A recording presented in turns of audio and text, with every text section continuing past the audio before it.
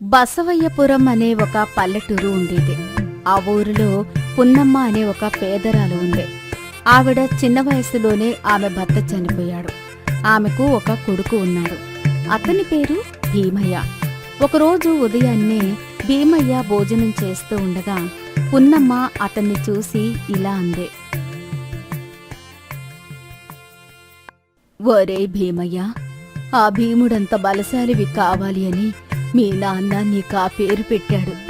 కాని నువ్వు భీముడు తిన్నంత తింటావు, కాని గోరంత కూడా తెలివిలేదు. దానికి తోడు రేచీకటి. మీ నాన్న పోయినప్పటి నుండి నిన్ను చూసుకుని నీ భవిష్యత్తు కోసం నేను బ్రతుకుతున్నారా? గంతకి తగ్గ బొంత అని నీకు ఒక పిల్లని చూసి ముడేస్తే నా బాధ్యత ముగుస్తుందని నేను ఆలోచిస్తుంటే నీకు కొంచెం కూడా చింతలేదు. అమ్మా, నేను తినేటప్పుడు మాట్లాడుకో అని ఎన్నిసార్లు చెప్పాను? భోజనం కూడా ఒక యజ్ఞం లాంటిదే. యజ్ఞం చేసేటప్పుడు ఎంత ఏకాగ్రతతో ఉంటామో తినేటప్పుడు కూడా అలానే ఉండాలి. కావాలంటే నేను తిన్నాక ఎన్ని తిట్లైనా తిట్టు, పర్వాలేదు, సరేనా?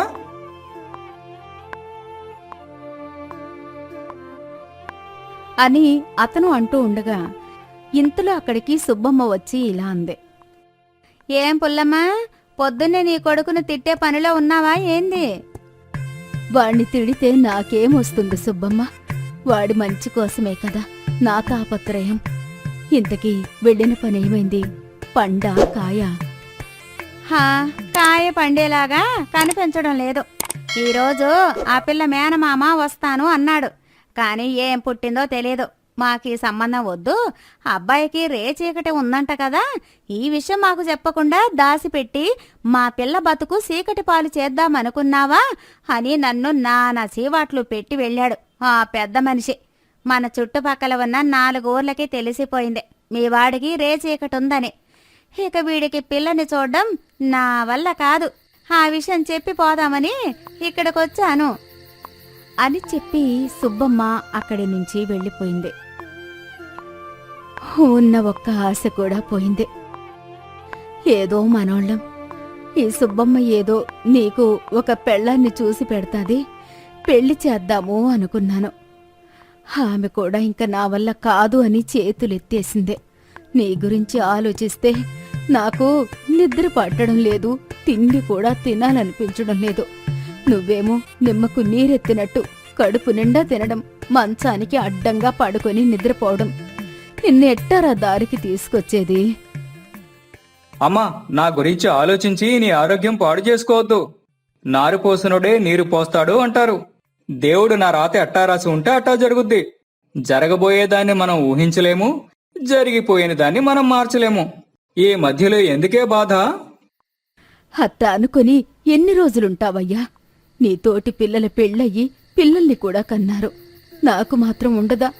మనవణ్ణో మనవరాల్లో ఎత్తుకొని ఆడించాలని. చిన్నప్పుడే మా నాయన్ని చంపేసి తండ్రి లేని వాడిని చేశాడు. రేచీకటి జబ్బు అంటగట్టి అందరి ముందు చులకన చేశాడు. ఇంకెన్ని రోజులు ఆ దేవుడు నన్ను ఎలా కష్టాలు పెడతాడో చూద్దాం.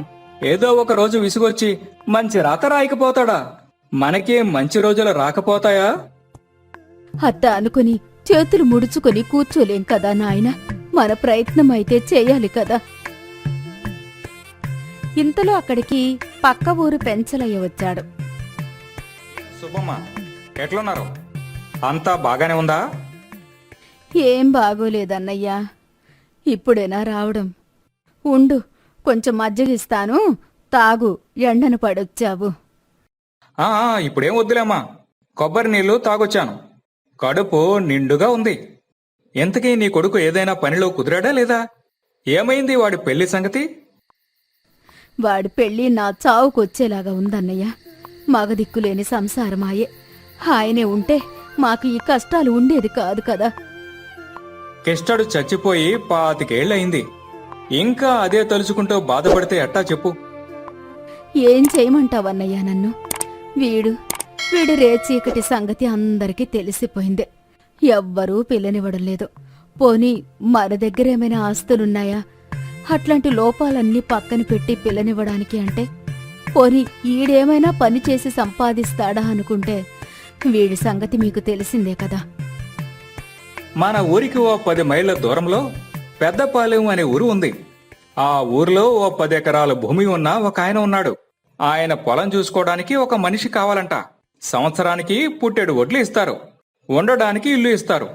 ఇక కూరగాయలు పాలు కొనే పనే లేదు.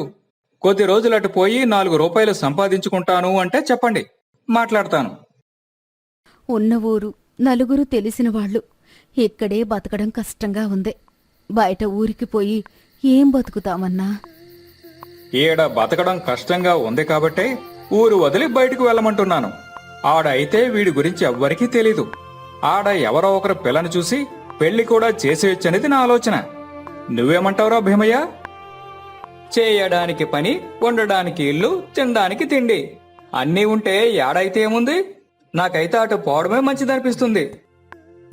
సరేలే అన్నయ్య, వాడికిష్టమైతే నాదేముంది. నువ్వు మాట్లాడి ఖాయం చెయ్యి. ఎప్పుడు బయలుదేరమంటావో చెప్పు. సరేలే, నేను మాట్లాడి కబురు పంపిస్తాను.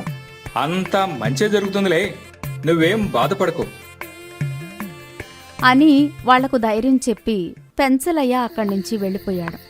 పెంచలయ్య వెళ్లిన కొద్ది రోజులకి శుభం కవరొచ్చింది పెద్దపాలెం రమ్మని. మూటాముల్లె సర్దుకుని తల్లి కొడుకు పెద్దపాలెం వెళ్లారు. ఆ ఊరికి ఆమందు నరసయ్యను కలిశారు. అమ్మా, మీ గురించి పెంచలయ్య అంతా చెప్పాడు. మీ వాడికి రేచీకటని కూడా చెప్పాడు. పగలు పొలం పని సంగతి సరే, రాత్రిలో మామిడి తోటలో కొబ్బరి తోటలో దొంగలు పడి కాయలు తెంపుకుని పోతున్నారు. మీ వాడు కొంచెం వాళ్ళని కనిపెట్టి ఉండాలి. అసలు మిమ్మల్ని పిలిపించింది అందుకు. కాని మీ వాడికి రాత్రిపూట కనిపించదు. ఇప్పుడు ఏం చేద్దాం, నువ్వే చెప్పు. అయ్యా, మా గుడిసె ఆ పొలం దగ్గరే ఉంది కదా, నేనుంటాను. కాబట్టి మీకు దొంగల భయం ఉండదు. నన్ను నమ్మయ్యా. కష్టాల్లో ఉండారు, సాయం చేద్దామని ఒప్పుకుంటున్నా. నాకు నష్టం రాకుండా చూడండి అని చెప్పాడు నరసయ్య.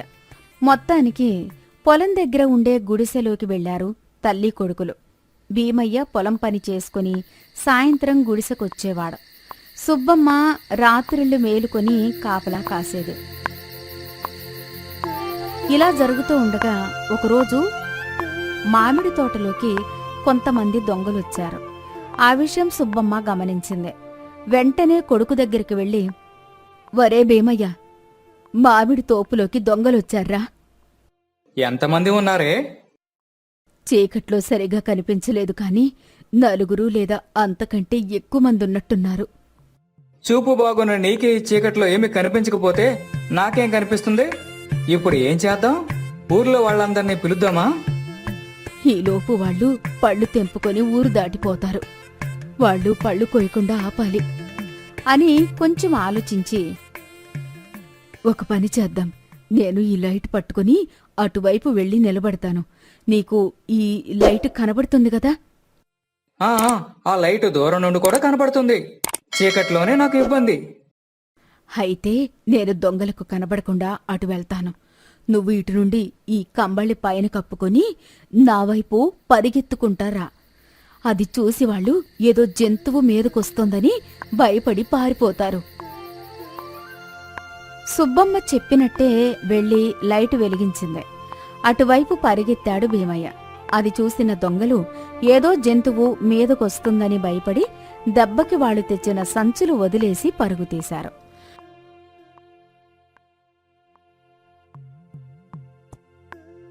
ఉదయం ఈ విషయం తెలుసుకున్న నరసయ్య భీమయ్యను ఎంతో మెచ్చుకున్నాడు. ఈ విషయం ఊరంతా తెలిసింది. భీమయ్య గురించి ఊరంతా గొప్పగా చెప్పుకున్నారు. ఈసారి దొంగలు మళ్లీ వస్తే వాళ్లను పట్టుకోవడానికి ప్రయత్నించండి. వాళ్లు మా ఊరి మీద పడి అన్నీ దోచుకుపోతున్నారు. పాపం కొంతమంది ఇళ్లలో దూరి నగలు డబ్బు కూడా ఎత్తుకుపోయారు. వాళ్లను గనక మీరు పట్టుకుంటే ఈ ఊరే మీకు రుణపడి ఉంటుంది అని చెప్పి వెళ్లిపోయాడు. ఈ విషయం ఆ నోటా ఈ నోటా పడి దొంగలకు తెలిసిందే. ఊరి బయట ఒక గుహలో ఉన్న దొంగలు ఇలా మాట్లాడుకుంటున్నారు. ఒరేయ్, మనల్ని భయపెట్టింది జంతువు కాదురా, ఈ ఊళ్ళోకి కొత్తగా ఒకడొచ్చాడు. వాడు ఇదంతా చేశాడు. ఎంత ధైర్యం వాడికి మనల్ని భయపెట్టడానికి? వాడి అంత చూస్తాను. వాణ్ణి చంపి ఎముకలు మెడలో వేసుకుంటాను. ఊరందరూ వాడి గురించి చెబుతుంటే విన్నాను. వాడు గొప్ప బలవంతుడంట. వాడి పేరు భీముడంట. ఊళ్ళో వాళ్ళు వాడిని కాపలా పెట్టారు అంటే వాడెంత గట్టోడై ఉంటాడు. నువ్వు ఒక్కడివే వెళ్ళి వాణ్ణేమీ చేయలేవు. ఏం చేసినా అందరం కలిసే చెయ్యాలి. ఎలాగైనా సరే వాడిని చంపి తీరాలి. లేకపోతే ఊళ్ళో వాళ్ళకు మన మీద భయం లేకుండా పోతుంది. ఏదో ఒక రోజు ఊళ్ళో వాళ్ళు మన ఉండి చోటు కనిపెట్టి మన మీద దాడి చేసే అవకాశం కూడా ఉంది. ఇంత అడవి లోపలికి ఊళ్ళో వాళ్ళు రారు. ఇక్కడ దెయ్యాలు జంతువులు ఉంటాయని వాళ్లకు భయం. లేకపోతే ఎప్పుడో వచ్చి మనం దాచుకున్న బంగారం డబ్బు ఎప్పుడో పట్టుకుపోయేవాళ్ళు. ఇప్పుడు మనం ఈ భీముడి గురించి ఆలోచించాలి. వాళ్ళు మాట్లాడుకుంటూ ఉన్నారు. ఆ ఊరు అడవి చూద్దామని అటుగా వచ్చిన భీమయ్య ఇదంతా విన్నాడు. నేరుగా ఇంటికి వచ్చి వాళ్ళ అమ్మకి ఈ విషయమంతా చెప్పాడు భీమయ్య. అయితే వాళ్ళ స్థావరాన్ని నువ్వు చూసావా? అవును, అడవి లోపల ఒక గుహలో ఉన్నారు. వాళ్ళు నిన్ను ఏదో చేసేలోపే మనం వాళ్ళ పని పడదాం. అలాగే దీన్ని మనకు అనుకూలంగా మార్చుకుందాం అని బాగా ఆలోచించి ఒక నిర్ణయానికి వచ్చింది సుబ్బమ్మ. వరే, నేను ఊర్లో వాళ్ళ దగ్గరికి వెళ్ళి మా వాడికి కండబలమే కాదు దివ్య దృష్టి కూడా ఉంది అని చెప్తాను. ఈ ఊర్లో వాళ్ళకే నాకు రేచీకటి ఉందని తెలియదు. అందుకే వీళ్ళు గౌరవిస్తున్నారు. ఆ దొంగలు భయపడుతున్నారు. ఇప్పుడు నువ్వు పోయి నాకు దివ్య దృష్టి ఉందని చెబితే అసలు విషయం బయటపడే అవకాశం ఉంది. అప్పుడు ఇంకో ఊరు వెతుక్కోవాలి మనం ఈ ఊర్లో వాళ్ళని మోసం చేసినందుకు. అటువంటిదేమీ జరగదు. నువ్వు నోరు మూసుకుని నేను చెప్పినట్టుగా చెయ్యి. నేను ముందు ఊళ్ళోకి వెళ్ళి మా వాడికి దివ్యదృష్టి ఉంది, ఆ దొంగలు ఎక్కడున్నారో అంజనం వేసి కనిపెడతాడు అని చెప్తాను. ఆ తర్వాత ఊళ్ళో వాళ్ళందర్నీ తీసుకెళ్లి ఆ దొంగల్ని వాళ్ళకి అప్పజెప్పు. నువ్వొక్కడివే వెళ్ళి వాళ్ళని ఏమీ చేయలేవు. మనం తొందరపడకపోతే వాళ్ళొచ్చి నిన్నేమైనా చేయగలరు అని చెప్పి భీమయ్య దివ్యదృష్టి గురించి ఊరంతా ప్రచారం చేసింది.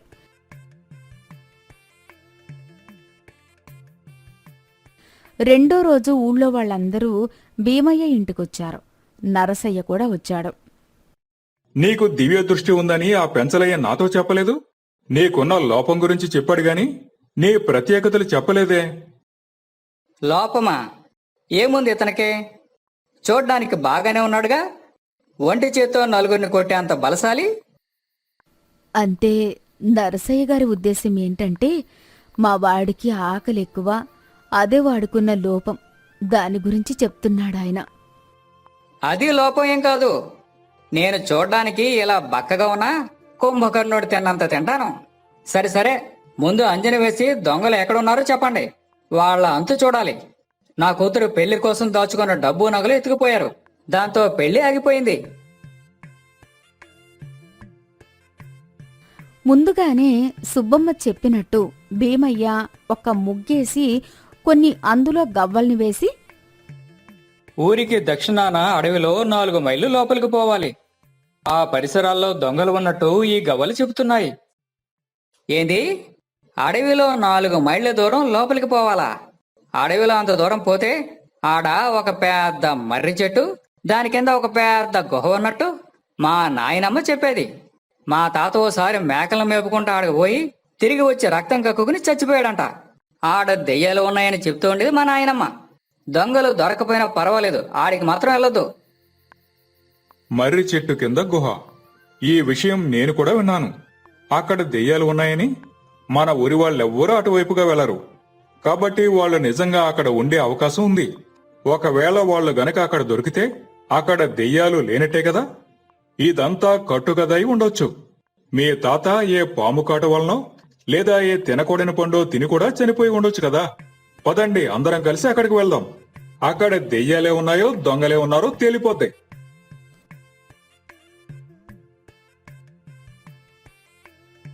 అని ఊర్లో ఉన్న మగవాళ్లందర్నీ వెనక పెట్టుకుని ముందు నడుచుకుంటూ భీమయ్య నేరుగా అడవిలోకి వెళ్ళాడు. గుహకు కొంత దూరం ముందుగానే ఆగి, ఈ గుహలోనే వాళ్ళు ఉన్నట్టు గవ్వలు చెప్పాయి. మనం చప్పుడు చేయకుండా మెల్లగా వెళ్లి గుహ చుట్టూ నిలబడాలి. మరి గుహ లోపలికి ఎవరు వెళ్తారు? వాళ్ళు మనల్ని చూసి బయటికి రాకపోతే గుహలో దెయ్యాలు ఉండే అవకాశం ఉంది. అందుకే మేము ఎవరూ వెళ్ళం. సరే, నేనే వెళ్తాను. ఒకవేళ దెయ్యం ఉంటే ఆ దెయ్యాన్ని బయటికి పట్టుకొస్తాను, లేకపోతే దొంగలతో వస్తాను.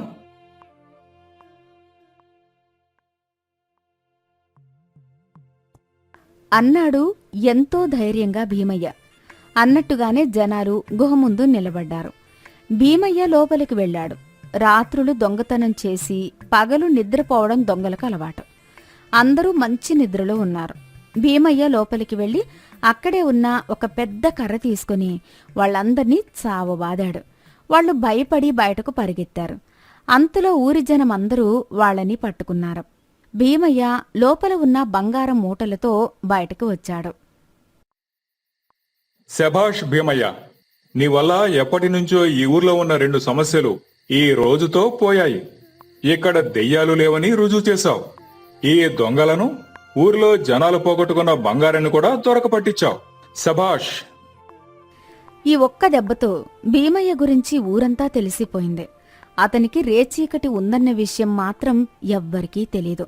ఊర్లో వాళ్ళందరూ బోలెడంత డబ్బు, ధాన్యం భీమయ్యకిచ్చారు.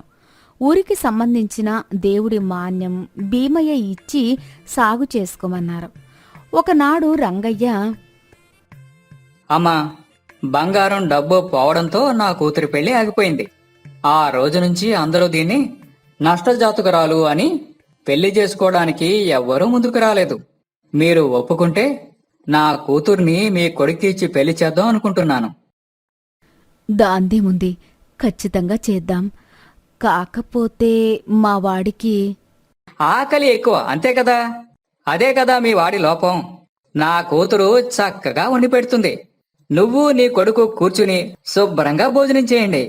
నీ కొడుకు పుణ్యం అని డబ్బు నగలు దొరికాయి. అవి కూడా మీరే తీసుకోండి. నాకున్న కాస్త పొలం కూడా మీరే తీసుకోండి. కానీ ఈ పెళ్లి జరిపించండి అని చెప్పేది వినిపించుకోకుండా వెళ్ళిపోయాడు. ఊరందరి ముందు ఘనంగా భీమయ్యకు పెళ్లి జరిగింది. మొదటి రాత్రి శోభనం గదిలో భీమయ్య తన భార్యతో ఇలా చెప్పాడు. నాకు ఓ సమస్య ఉంది. దాని గురించి దాచడం నాకు ఇష్టం లేదు. అలా దాస్తే నిన్ను మోసం చేసినట్టు అవుతుంది. అందుకే నిజం చెప్తున్నాను.